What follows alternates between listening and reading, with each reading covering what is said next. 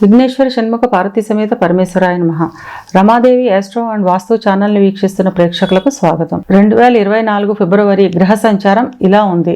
రవి మకరంలో సంచారం చేస్తూ 15వ తేదీన కుంభ సంక్రమణం చేస్తున్నాడు. కుజుడు ధనుస్సులో సంచారం చేస్తూ 6వ తేదీన మకరంలోకి ప్రవేశిస్తాడు. బుధుడు మకరంలో సంచారం చేస్తూ 19వ తేదీన కుంభంలో ప్రవేశిస్తాడు. గురువు తన మిత్రక్షేత్రమైన మేషంలో సంచారం చేస్తున్నాడు. శుక్రుడు ధనుస్సులో సంచారం చేస్తూ 12వ తేదీన మకరంలోకి ప్రవేశిస్తాడు. శని తన స్వక్షేత్రమైన కుంభంలో సంచరిస్తున్నాడు. రాహువు మీనంలోనూ కేతువు కన్యలోనూ సంచారం చేస్తున్నారు. ఈ గ్రహస్థితి ఆధారంగా చేసుకుని వృషభ రాశి వారికి ఫిబ్రవరి మాస ఫలితాలు ఎలా ఉన్నాయో, చిన్న చిన్న పరిహారాలు ఏం చేసుకోవాలో చూద్దాం. కృత్తిక 2, 3, 4 పాదాలు, రోహిణి 1, 2, 3, 4 పాదాలు, మృగశిర 1, 2 పాదాలు కలిపి వృషభ రాశిలో ఉంటాయి.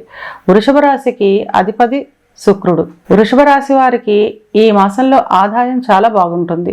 పూర్వీకుల నుంచి రావాల్సిన ఆస్తులు చేతికి వస్తాయి. గతంలో పెట్టిన పెట్టుబడులకు అనుకోని రీతిలో ఆదాయం లభిస్తుంది. ధార్మిక కార్యక్రమాలకు అధికమైన ధన వ్యయం అవుతుంది. కుటుంబంలో చిన్న చిన్న కలహాలు ఉన్నప్పటికీ మాసాంతానికి అన్ని సానుకూలం అవుతాయి. ప్రతి విషయంలోనూ తమదైన శైలిలో సృజనాత్మకతను ప్రదర్శిస్తారు. విద్యార్థులు విద్యపై ఆసక్తి ఎక్కువ కనబరుస్తారు. అధిక శ్రద్ధ వహించి పరీక్షలలో అత్యుత్తమ ఫలితాలను పొందుతారు. విదేశాలకు వెళ్లే విద్యార్థులకు ఈ మాసంలో అనుకూలత తక్కువగా ఉంటుంది కనుక వాయిదాలు పడే అవకాశం ఉంటుంది. ఉద్యోగం కోసం ఎదురు చూస్తున్న వారికి 2వ వారం తర్వాత ఉద్యోగం వచ్చే అవకాశం ఉంటుంది. ఉద్యోగస్తులకు రావాల్సిన ఇంక్రిమెంట్లు, బోనస్లు వంటివి కొంత ఆలస్యం అయినప్పటికీ 3వ వారం నాటికి చేతికి అందుతాయి. ఉద్యోగ నిమిత్తం విదేశాలకు వెళ్లే వారికి మొదటి 2 వారాలు చాలా అనుకూలంగా ఉంటుంది. వ్యాపారస్తుల విషయానికి వస్తే వ్యాపారంలో అన్ని విధాల రాబడులు బాగుంటాయి. 2వ వారం తర్వాత రాని బాకీలు వసూలు అవుతాయి.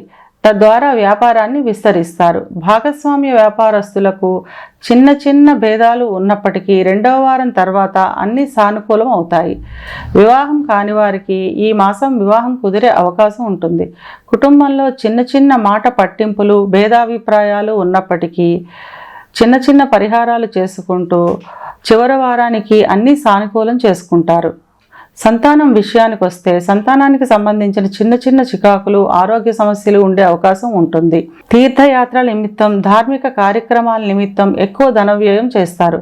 ఇవి కేవలం గోచార ఫలితాలు మాత్రమే. గోచార ఫలితాలు పూర్తిగా జన్మజాతక చక్రంపై ఆధారపడి పనిచేస్తాయి కనుక పూర్తి ఫలితాలు తెలుసుకోవాలి అనుకునేవాడు తమ జన్మజాతక చక్రాన్ని విశ్లేషణ చేయించుకోవడం ద్వారా పూర్తి ఫలితాలను తెలుసుకోగలుగుతారు. ఈ మాసంలో వృషభ రాశి వారు అనుకూలతను పెంచుకోవడానికి, ప్రతికూలతను తగ్గించుకోవడానికి సంకటహర గణేశ స్తోత్రాన్ని చదవడం లేదా వినడం మంచిది.